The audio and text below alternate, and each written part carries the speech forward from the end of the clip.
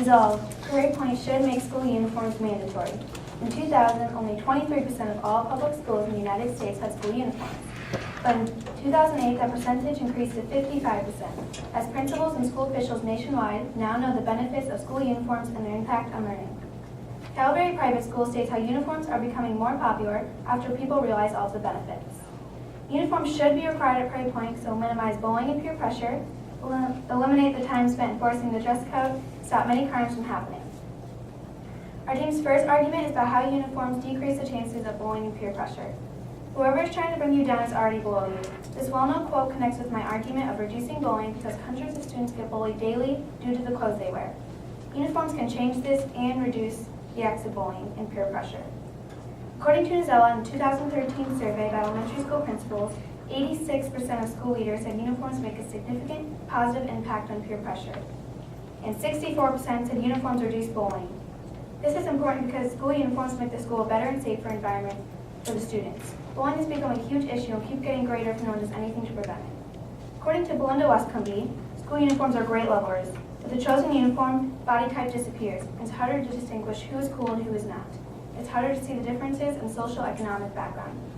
The most logical conclusion we can draw from this evidence is that many people might get bullied for what they wear, but if we all wear uniforms, bullying will decrease, and we no longer tell who's popular or not. In the article, How Bullying Scarred My Life states, I was 14 and also new to a public school, having attended only private schools that required uniforms. I had no idea how to dress fashionably. I quickly became the brunt of miraculous public bullying by a small group of boys. The fact that she was bullied for how she dressed illustrates how insane bullying has gotten. She states that she joined a public school after wearing uniforms for 6 years. If she didn't know how to dress, she was bullied. Uniforms can help with this problem. Clearly, uniforms reduce the amount of bullying and peer pressure. Not only will uniforms get rid of bullying, but it will resolve the dress codes as well. Uniforms are certainly easier for administrators to enforce than dress codes. Marion Wild, an author of the article, Do Uniforms Make Schools Better?, explains how uniforms are a much better choice than dress codes. Prairie Point should require uniforms because students will no longer violate the dress code, and teachers won't spend their precious time enforcing it. According to Belinda Westcombe, a uniform is not the same thing as a dress code. No endless back and forth between child, parents, and school. When a kid's in uniform, he or she sticks out, and it's harder for the kid to skip school. This is significant because it shows how many kids don't follow the rule of a dress code and get in trouble with their parents and teachers. Uniforms can definitely minimize this. Students will get in less trouble as well. As stated by Doris Jo Murphy, as an elementary assistant principal, I wished many times out of uniforms because the issue of shorts being too short and baggy jeans on the boys not being pulled up would have been a non-issue. Superintendent Tracy had a similar experience.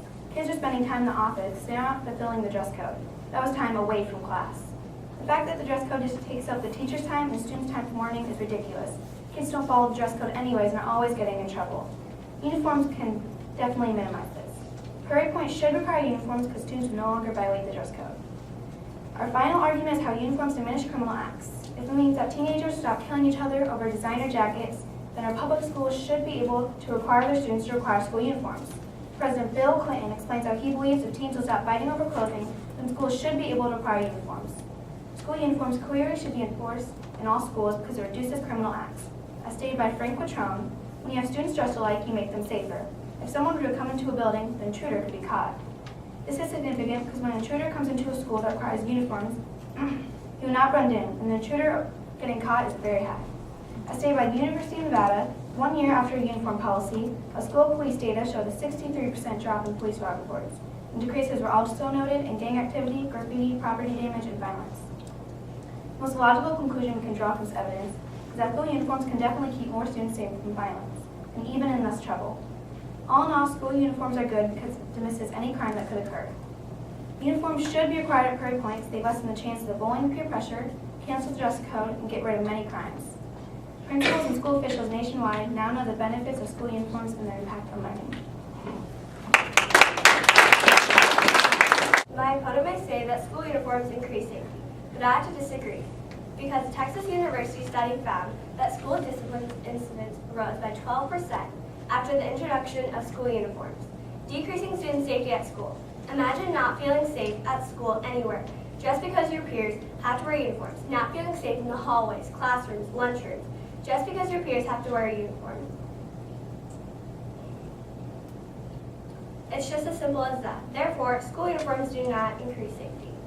My opponent may say that school uniforms keep students focused on their education and not on their clothes, but I have to disagree, because in my personal experience, I am able to learn better when I am in a t-shirt and even jeans, rather than in a button-up shirt and even a skirt.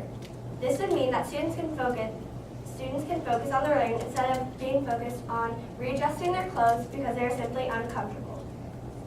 I wouldn't have to worry about my skirt flying up or my shirt being too scratchy. Therefore, school uniforms do not improve students' education. My opponent may say school uniforms improve students' learning because of inappropriate clothes, but I have to disagree. According to the National Center of Education Statistics, 54% of public schools enforce a strict dress code.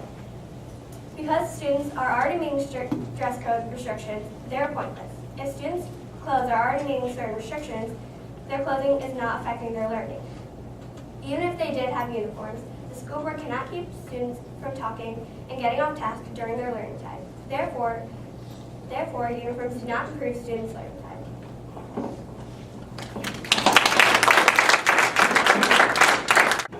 Why fit in when you were born to stand out? Stated by Dr. Seuss, which is the exact opposite of what school uniforms are doing.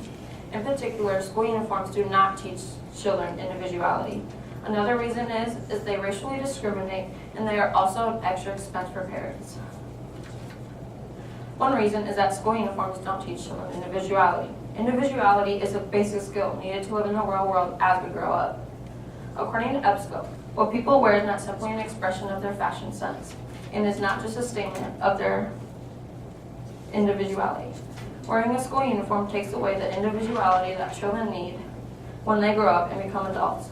Uniforms are teaching them to blend in and not to speak up and voice their opinion and/or ideas. Gale states, studies have been demonstrating improved scholastic performance in conjunction with the wearing of school uniforms. It is still insufficient justification to warrant somebody's rights among an individual. Should teachers also be forced to wear school uniforms in an effort to improve their learning or teaching? And why not the general citizenry of the state to improve our overall efficiency? If possible, would some wish even to control hair, eye color, and skin color? It has taken away students' freedom of expressions, and it is the same thing as eye color and hair color, even their race, as a distraction. School uniforms can't change children's looks and genes, which are also a distraction. Their differences can't be changed, therefore uniforms have no purpose. Not only do dress codes take away students' individuality, but they also racially discriminate children. It has been reported that 54% of schools in the United States enforce a strict dress code. At a school in Atlanta, Georgia, a 6th grader, Sydney Testament, was yanked out of her science class, not for bullying or disrupting class or disrespecting her teacher. It was for wearing a short-sleeved pink shirt that didn't fit the uniform requirement. In other words, a black 6th grader was yelled at and forced out of her classroom for not wearing a t-shirt that fit the requirement. Bill Torpey states that racial disparities in school discipline have drawn federal attention, and uniform rule violations have become one more reason students can be taken out of classrooms for minor and nonviolent offenses. This highly affects the school in which have uniforms because kids are getting in trouble for not wearing a required uniform. And the last reason is that school uniforms do not resolve school clothing expenses. In fact, they cause new ones. One parent talks about the cost of a school uniform and how she has now had to buy 2 sets of clothes, uniform and regular clothes. She wrote, I initially spent $200 on uniforms and have since spent an additional $75 as the seasons changed, plus $20 on alterations. When we add these costs together, the cost of the regular clothing for activities outside of the school day, I've actually spent more on my daughter's wardrobe this year than in past years. This shows you that people are having to spend a lot of money on clothing that their kids are never going to wear unless they're at school.